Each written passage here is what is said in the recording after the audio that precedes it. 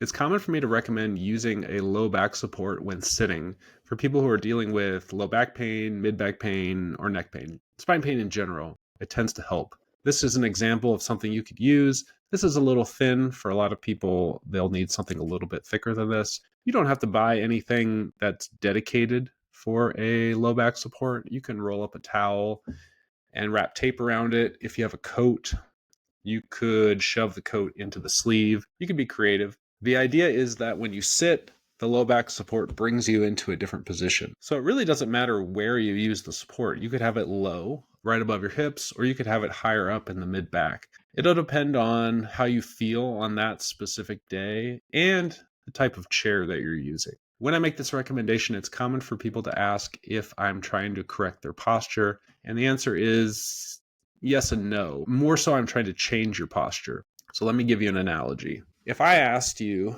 do you think 90 degrees of elbow flexion is bad posture for an elbow? Most people would say no, it's pretty normal. Well, I don't have any elbow issues right now. If I was to take my elbow and cast it from wrist to shoulder in 90 degrees, and I kept it there for 1 week, after a week, when I took the cast off, I'd be weaker. Movement would be more challenging. It would be hard to get to end range extension. Flexion might be painful. There may be pain during movement. It would be uncomfortable. After that week, if I said, I think that 90 degrees of flexion is a bad posture for the elbow, you would probably say, no, I don't think so.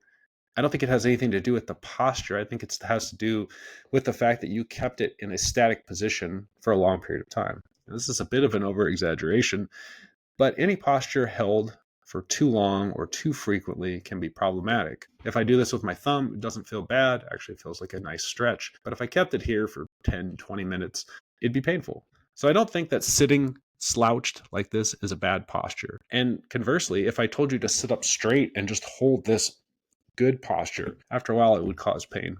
The nice thing about using a lumbar roll is it changes your posture. So it can bring you into a more upright position, and you don't have to use any extra muscles to do it. It can also provide some nice support, and it can just feel good. The extra pressure feels good for a lot of people. You may not need to use it for the whole day. So for example, when I'm dealing with low back pain or neck pain, I will have a lumbar roll handy, and I may sit slumped for 10 to 15 minutes.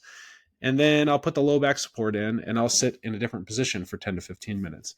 And I'll change that position throughout the day. So what the lumbar roll allows us to do is more variety of postures. We increase movement. It offers a little bit of support, and it just makes us a little bit more conscious. Ideally, I don't want you to be afraid of any posture and think that sitting like this is what's causing your pain. It's probably a contributor, but just like this elbow analogy, any posture that I put you in, if I put you in it for a long period of time, is probably going to aggravate some type of pain. I hope this helps.